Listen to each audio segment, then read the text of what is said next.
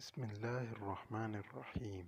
ناظرین، Islamic heroes کے series میں خوش آمدید۔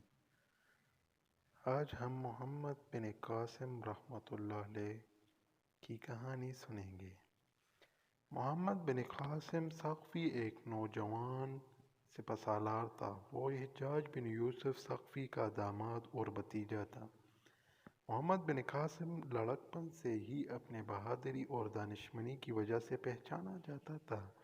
حجاج بن یوسف جیسی بہادر، ہوشیار اور سیاستدان شخصیت کی سرپرستی نے اسے آگے بڑھنے کے مواقع فراہم کیے۔ حضرت معاویہ بن ابی سفیان رضی اللہ تعالیٰ عنہ کے دور خلافت میں مسلمانوں نے سندھ میں مکران، بوقان اور کیکان پر تسلط کر لیا تھا۔ اس کے بعد ولید بن عبد الملک کے عہد میں مسلمانوں کا پورے سندھ پر قبضہ ہوا۔ ولید بن عبد الملک کے عہد حکومت میں ایک ناخوشگوار واقعہ پیش آیا۔ لنکا میں کچھ مسلمان آبادی تھی۔ وہاں پر ایک مسلمان تاجر فوت ہو گیا۔ لنکا کے راجا نے اس کے کنبے کو لوگوں کو ایک بحری جہاز کے ذریعے عرب روانہ کیا۔ جب یہ جہاز سمندری سفر کرتا ہوا دیبل کے مقام پر پہنچا تو اس پر ڈاکوؤں نے حملہ کیا۔ ڈاکوؤں نے جہاز پر سوار مسلمانوں کا تمام سامان لوٹ لیا اور مسافروں کو اسیر کر لیا۔ ان میں سے ایک اسیر مسلمان عورت نے کسی طرح حجاج بن یوسف ثقفی کو فریاد پہنچائی۔ حجاج بن یوسف فریاد سن کر طیش میں آ گیا۔ حجاج بن یوسف کا بڑا دبدبہ تھا۔ لوگ اس کے جاہ و جلال اور سفاکی کی وجہ سے اس کا نام سن کر کانپتے تھے۔ کسی کی مجال نہ تھی کہ اس کی حکم عدولی کرے۔ اس نے عز و عزم سے سندھ کے راجہ طاہر کو مراسلہ بھیجا کہ وہ مسلمانوں کو رہا کرانے میں مدد دے اور ڈاکوؤں کو گرفتار کر کے سزا دے۔ دیبل کے راجہ طاہر نے حجاج بن یوسف کو معذرت کی کہ وہ نہ تو بحری قزاقوں کو پکڑ سکتا ہے اور نہ ہی ان کی قید سے مسلمانوں کو آزاد کر کے واپس بھیج سکتا ہے۔ حجاج بن یوسف اس جواب کو سن کر آگ بگولا ہو گیا۔ اس نے فیصلہ کیا کہ وہ خود کارروائی کرے گا۔ سندھ کا علاقہ اگرچہ بہت دور تھا مگر راجہ طاہر حجاج بن یوسف کی غیرت کو للکار چکا تھا۔ حجاج بن یوسف نے ولید بن عبد الملک کی اجازت سے 6000 کا لشکر تیار کرکے اسے عبداللہ السلمی کی سربراہی میں دیبل روانہ کیا، مگر وہ جنگ میں شہید ہوئے۔ اس لشکر کی شکست کے بعد حذیل بن طرفہ کو 3000 فوج کے ساتھ بھیجا گیا مگر کامیابی نہ ہو سکی۔ حجاج بن یوسف نے اپنی جنگی صلاحیتوں اور تجربے کے مطابق مکمل تیاری کرکے سندھ پر حملہ کرنے کے لیے محمد بن قاسم کو سپہ سالار بنا کر روانہ کیا اور اس کی کمک کے لیے 6000 شامیوں کا لشکر بھیج دیا۔ اس وقت محمد بن قاسم کم سن تھا اور 17 برس کا نوجوان تھا۔ وہ اپنی جرأت اور بہادری کی وجہ سے مشہور تھا۔ اس نے فوج کا ایک حصہ سمندری راستے سے بھیجا۔ اس وقت محمد بن قاسم فارس کا حکمران یا گورنر تھا۔ وہ باقی فوج کی قیادت کرتا ہوا سندھ کی طرف بڑھا۔ راستے میں مکران سے ہوتے ہوئے کندھاپور اور ارمابیل کو فتح کرتے ہوئے دیبل پہنچے۔ اس دوران اس کی فوج کا وہ حصہ بھی پہنچا جسے اس نے سمندری راستے سے بھیجا تھا۔ 711 عیسوی میں محمد بن قاسم نے کراچی سے تھوڑے فاصلے پر دیبل کی بندرگاہ پر حملہ کرنے کے لیے شہر کا محاصرہ کر لیا۔ شہر کے لوگ قلعہ میں چلے گئے۔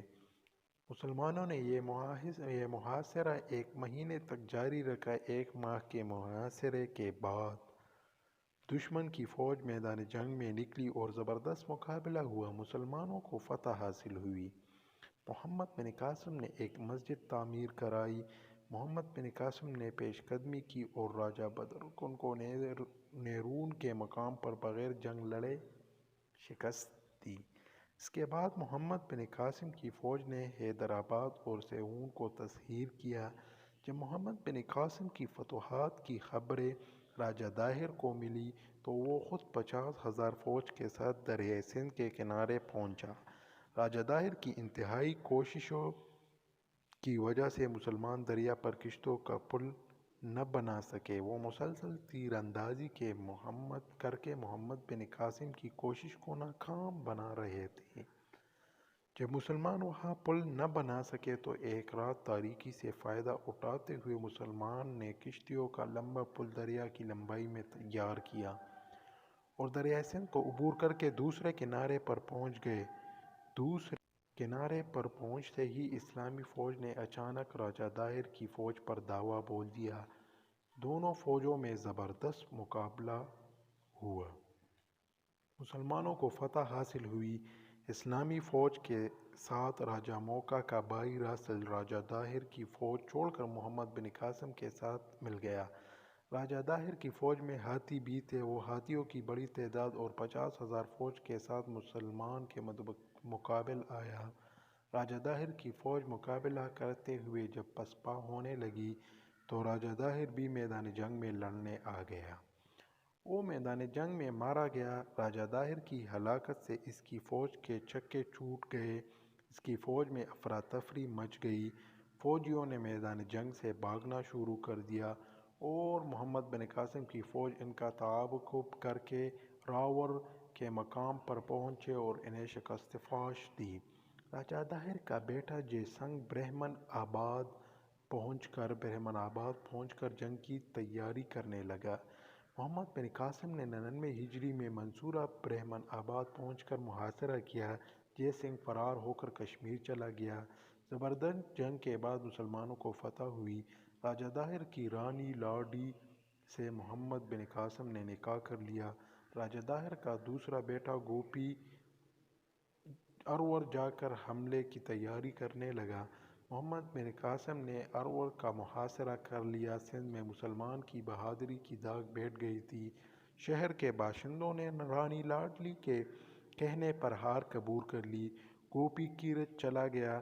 مسلمانوں نے ارور روڑی پر قبضہ کر لیا۔ اس کے بعد راجہ کسکا نے بابیا کے مقام پر اطاعت قبول کر لی۔ محمد بن قاسم اسکندہ کو فتح کرتے ہوئے دریائے چناب کو پار کرتے ہوئے ملتان پہنچا۔ وہاں 713 عیسوی میں ملتان کے راجہ گور سنگھ کی فوج کے ساتھ جنگ ہوئی۔ مسلمانوں نے اسے شکست فاش دی۔ ملتان سے محمد بن قاسم کو بہت مال غنیمت ملا۔ وہاں سے کئی سو من سونا انہیں ملا۔ اس کے بعد محمد بن قاسم راستے میں مختلف شہروں کو فتح کرتے ہوئے کشمیر کی سرحد تک پہنچ گیا کہ اسے خلیفہ ولید بن عبد الملک کے انتقال کی خبر ملی۔ محمد بن قاسم نے ملتان میں نائب مقرر کر کے پیش قدمی روک دی اور واپس روانہ ہو گیا۔ ملتان کے بعد اس نے سوٹ اور جے پور کے راجہ کو بھی شکست دی تھی۔ خلیفہ ولید بن عبد الملک کے انتقال کے بعد سلیمان بن عبد الملک تخت ہوا۔ حجاج بن یوسف اگرچہ خود تو فوت ہو چکا تھا مگر چونکہ اس نے سلیمان کی جانشینی کی مخالفت کی تھی، سلیمان کے دل میں اس کے لیے رنج اور غصہ تھا۔ محمد بن قاسم حجاج کا بھتیجا اور داماد تھا، اس لیے انتقامی کارروائی کا عتاب ان پر گرا۔ اسے سپہ سالاری کے عہدے سے ہٹا دیا گیا۔ یزید بن ابی کو حاکم بنا کر بھیج دیا گیا۔ یزید بن ابی نے محمد بن قاسم کو گرفتار کر کے عراق بھیج دیا۔ وہاں پر گورنر صالح بن عبد الرحمن تھا۔ اس کے بھائی کو حجاج بن یوسف نے قتل کرایا تھا، اس لیے صالح نے محمد بن قاسم کو قید خانے میں ڈال دیا اور اس پر طرح طرح کی سختیاں کر کے اذیتیں اور تکلیفیں دے دے کر بہت بے رحمی سے مارا۔ سندھ میں اپنے حسن اخلاق سے محمد بن قاسم لوگوں کے دل جیت چکا تھا۔ وہ وہاں پر ہر دل عزیز تھا۔ اس کے اس طرح مارے جانے کی خبر سن کر پورے سندھ میں صف ماتم بچھ گئی۔ محمد بن قاسم فاتح سندھ کے لقب سے مشہور ہوا۔ محمد بن قاسم ہندوؤں سے صلح کرنے کے بعد ان کا احترام کرتے تھے۔ وہ ان کے مقدس مقامات اور مندروں کی بے حرمتی نہیں ہونے دیتا تھا۔ اس لیے جب اسے سپہ سالاری کے عہدے سے سبکدوش کیا گیا تو ہندو پھوٹ پھوٹ کر رو گئے۔ ہندوؤں کو محمد بن قاسم کے مارے جانے کا بہت رنج ہوا اور انہوں نے اس کا بہت سوگ منایا۔ محمد بن قاسم انتہائی قابل اور اعلیٰ ظرف مسلمان فاتح تھا۔ اسے دشمن تو شکست نہ دے سکا مگر وہ اپنے کو ہاتھوں شہید ہوا۔